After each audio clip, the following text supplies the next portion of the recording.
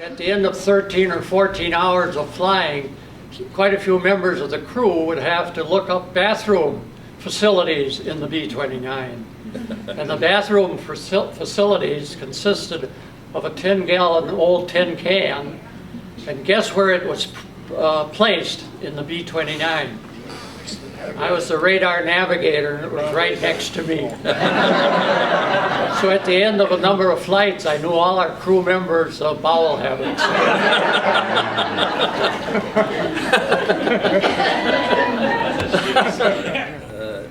I was on a mission, and everybody got sick. It was something, in fact, I think everybody in this, if I'm not mistaken, everybody who drank coffee in the 40th Squadron got sick, and I mean really sick. And we were throwing up and had the other problems, bowel problems. And we're trying to find receptacles all over the plane. And we filled the thing that was out by where the radar guy was that they mentioned. And it was a porcelain, at least in this case, it was a porcelain in a container that had rounded lips in a stainless steel outer container. And the thing got full, and we were still having problems. Incidentally, I have to tell you, you can't believe what it was like going over the target with most of the guys laying down, throwing up, or doing something else. But anyway, we flying back, and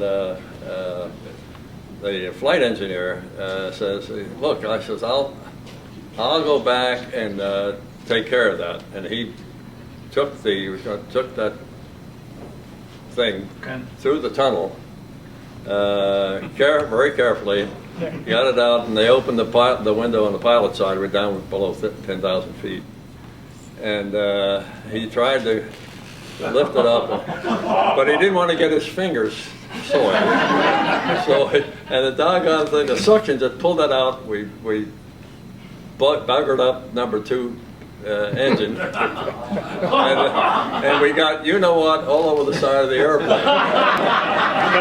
And when we landed, with the ground crew was one that went. He said, "What is that?" We told him. He says, "Look, we love you guys. With almost anything we'll do for you, but that's the limit. You got to take care of that yourself." Please. There was an attempt on the part of the Air Force to get some notoriety and wanting to convince Congress that they ought to divert more of the money to the Air Corps at the expense of the Navy and the Marines and the Army. So they conceived the idea that we'll fly some planes nonstop from Japan to Washington, D.C. And I happened to be lucky enough to get picked to be one of the pilots on 4 airplanes did it. And each airplane had 3 pilots, 2 navigators, 2 flight engineers, and 1 observer. A long ways from a full crew. And by the way, it wasn't a standard airplane by a long ways, and you had to have strong tailwinds if you're going to make it. And we were way overloaded. 141,000 pounds we took off from Japan. But anyway, the funny part of this story is one of the pilots, a captain and myself, had flown most of the 17 and a half hours, or 27 and a half hours it took to get to Washington. And we had a major aboard, and he said, I want to land it, as we were coming to the approach. He had the rank, so we moved, and he sat in the pilot seat. I guess he was aware that that was going to be a newsworthy event, and he wanted to get some notoriety.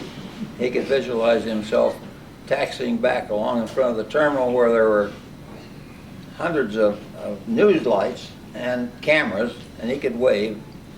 But anyway, the airplane was very light, lighter than any time we'd ever dropped onto a runway weighing what this one weighed, because the gas was all gone.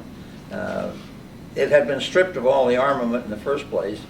So instead of being a normal airplane, it was a very light airplane, and he didn't take that into consideration as he made his approach and touched down for the first time when we had half of the runway was still behind us.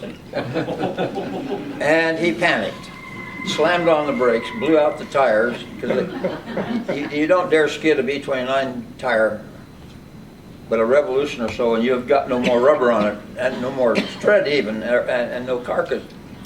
We skidded down the runway, went off the end of the runway, off into the dirt, and did a cartwheel. Oh, no. And they had to send a truck out to pick us up and bring us back over by the terminal. So he was denied his day in the sun. It was kind of embarrassing for him. And then that night in the hotel,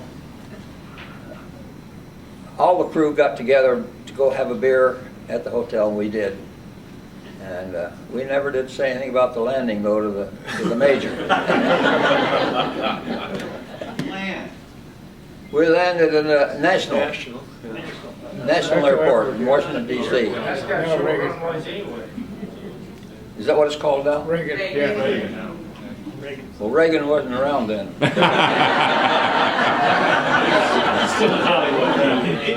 Oftentimes, we would change an engine. Something happened to an engine, and so we'd have to get a new engine, put it in. And when you had a new engine, you'd take off, fly around the Tinian for a while just to break it in.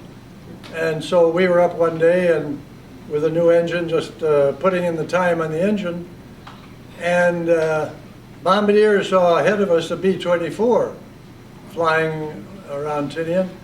So Russell, our airplane commander, said, let's do something here. And he proposed what we ended up doing, and that is we were slightly above it, so we put it down into a power drive. We feathered the two left engines. He put his feet up on the dashboard, and we flew. The 24 was this. We came down next to it and flew past it with the two left engines feathered with his feet up on the dashboard.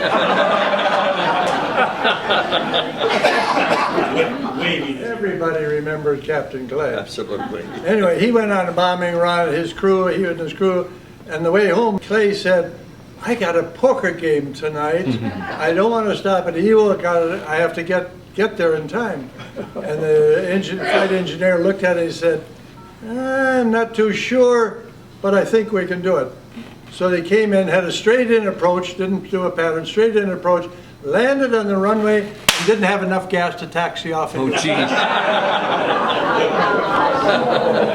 Did he make his poker game? Yeah. Well, he got chewed out royally by the captain, by the CO. And I'll tell you what a couple of officers did when they knew a bunch of nurses were coming to that party on Saturday night. They went out to the cane field next to the officers club and cut a path in there, and then cut a circle of sugar cane down, and they put some cots out there. We don't know what they were thinking they were going to do with the nurses. I do remember we had the people coming over and putting on shows for us. And at our movie theater on Tinian, one time we had a band and had this gorgeous blonde. Oh, she's up there, had a lovely long gown on. Of course, it was slid up to the waist on the side. So when she walked out, you could see all the leg. And of course, we were all GIs, hadn't seen a woman in a year or more. And she sang in a monotone. She had the worst voice I've ever heard in my life. And she got 5 encores.